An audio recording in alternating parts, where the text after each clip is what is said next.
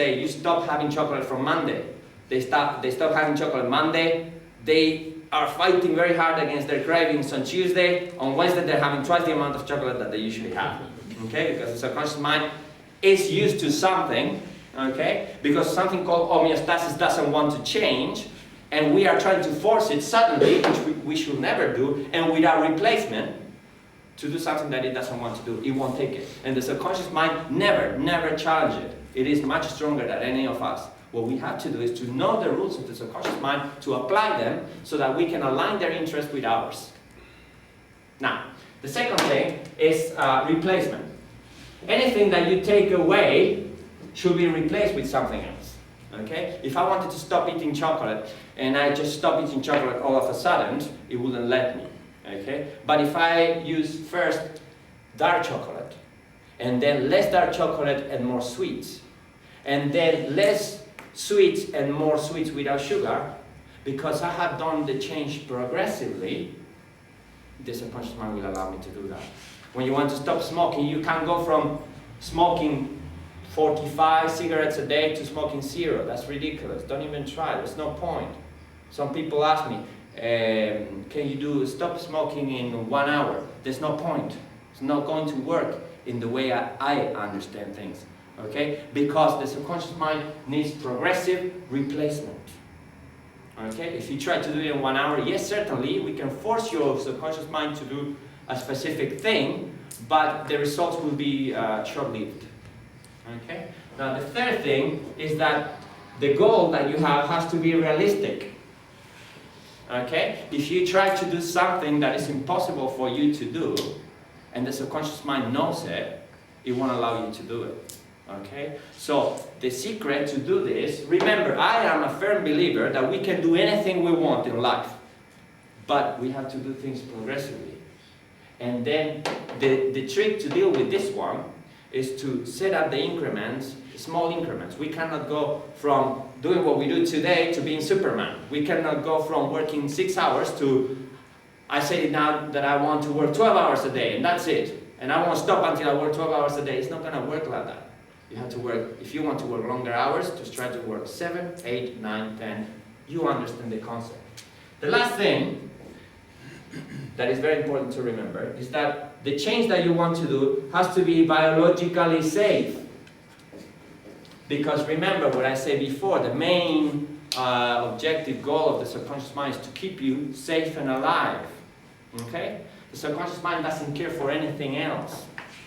So if this is in conflict with keeping you safe and alive, most probably won't let you do it.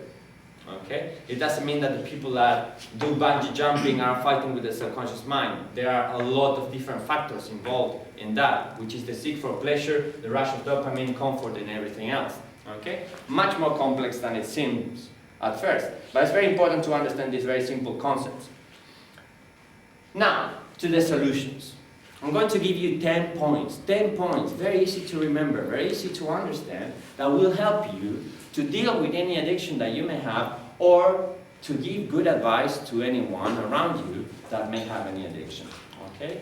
Very simply, the first thing that you need to do is to research and understand the addiction. We have, at the tips of our fingertips, more information than ever before. There's information about absolutely everything, including every type of addiction that you may have. Okay? On the internet.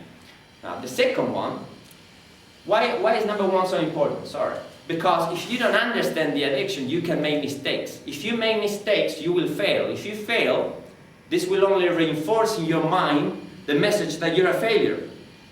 And this is not what you want to do. That's why it's important to do your research before, apply the right techniques, and that's how you get out of the addiction. So that you don't fail, you don't reinforce that message. The next thing is to identify the type of addiction. Identify the triggers, identify the environment, identify the people, identify the substances. Okay? Learn as much as you can about having a psychological or chemical addiction or a combination of both. If you are addicted to heroin or to alcohol, there's a much more higher chemical and biological component than if you're addicted to Facebook. Very important to understand that and to know that. You have the information available to you. Now, number 3 is to progressively replace the substance that you are using by something else that is softer. Okay? And again, if you are using 100% of the time a substance that is 100% of strength, just use 50% the substance and 50% of the time something softer. For example, you're addicted to coffee. You want to have normal coffee and decaf coffee for a few weeks. Then more decaf coffee and then less decaf coffee. And then you can start getting rid of the whole decaf coffee thing later. Okay? Always replacing, always progressive. Now, another thing is reinforce the self-esteem. Reinforce self-esteem. A lot of addictions have to do with people having a low value on themselves, with people not feeling good with themselves. The next one, number 5, is seek therapy.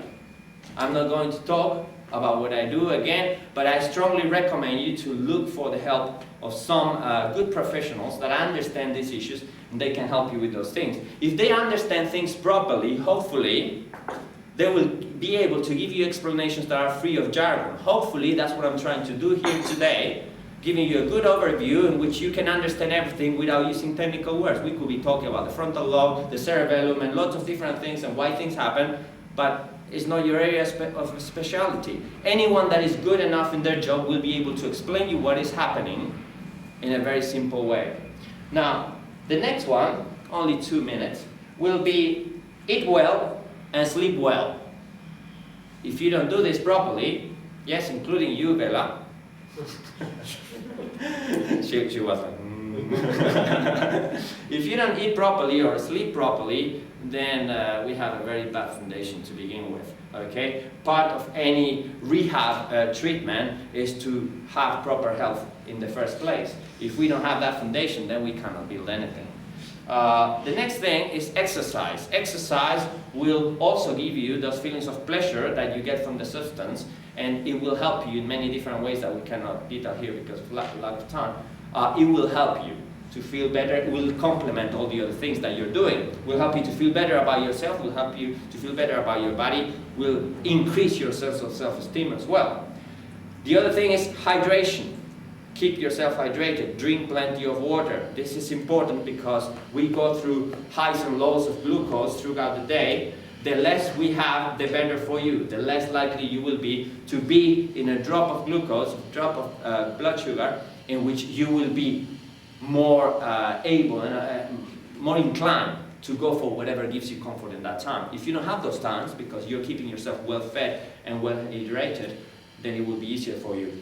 And the last two are eat healthy snacks every 3 hours. Okay, very, very, very important, much more important than you think. Okay, never go with your stomach empty because of these drops in the glucose levels. And the last thing is meditation. Okay, it may sound strange to you. It's something very simple. I don't particularly recommend any kind of religious association with it. Just stay for 12 minutes quiet, watching your thoughts. That's all it takes. Okay, stay quiet, 12 minutes, watching your thoughts, trying not to be engaged with them, and very soon you will be increasing 1 minute after minute after minute. Do some research on meditation, and you will see that most people that do it are very pleased with it. It helps with a lot of different things. Okay, I hope that was useful. That's the end of my presentation. I've given you 10 tips on how to get rid of any addiction. I explain you what different addictions have in common. I explain you how they're reinforced and the very important and powerful role of the subconscious mind. I hope this presentation has been useful to you, and if you have any questions, just let me know. Thank you.